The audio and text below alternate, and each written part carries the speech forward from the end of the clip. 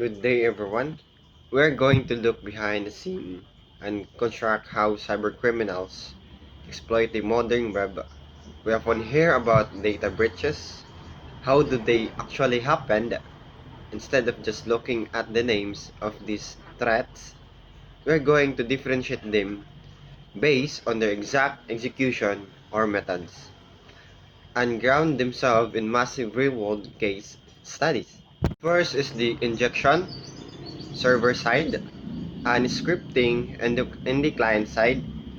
Third is the state manipulation and decision or in logic. And fourth is the resource execution. To understand web attacks, we are to look at how malicious code executed. They generally fall into four major methodological categories. First is the injection-based attacks. The methods here targets the server. The attacker exploits unsanitized inputs field to force the backend interpreter into running malicious database. Second is scripting client-side attacks.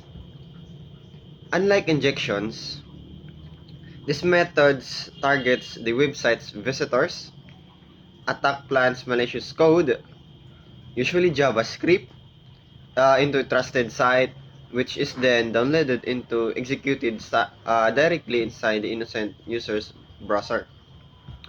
And the third is the state and request manipulation.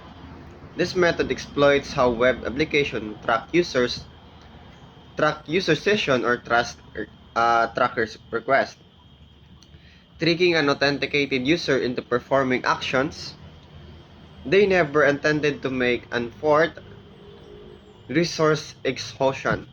This method doesn't try to steal data or run code. It focuses entirely on availability by overwhelming web servers with an unstoppable flood of traffic until the system collapses. Now, for the grounding case, in the case 1 in SQL injection, in a standard application, when a user types into a form, the server treats it strictly as harmless at first. But SQL injection attack, the criminal appends actually database commands into that input field because the backend code fails to sanitize this input. Database commands into mistakes that malicious data is for legitimate code and execute it.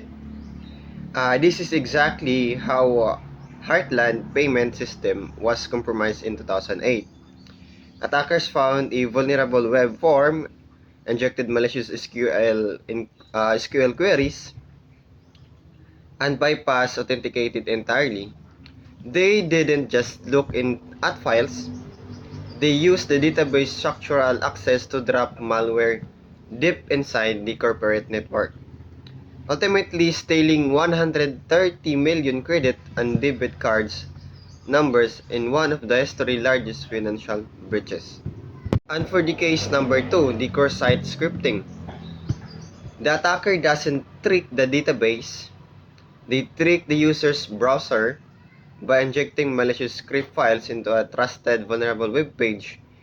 They ensure that whenever a regular visitor loads that page, their browser automatically executes a hidden script.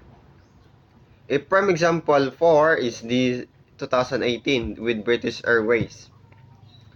A cybercriminal group injected a malicious data scheming JavaScript file into a third party used to an airline official booking pages.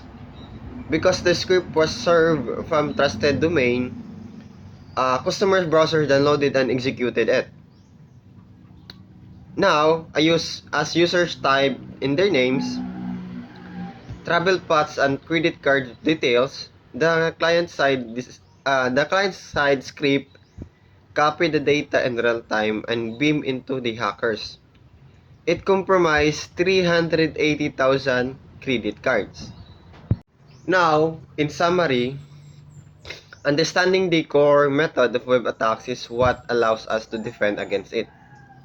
By knowing how these methods operate, developers and network engineers can build robust, multiple layered defenses to keep data secure. And that's it. Thank you for watching.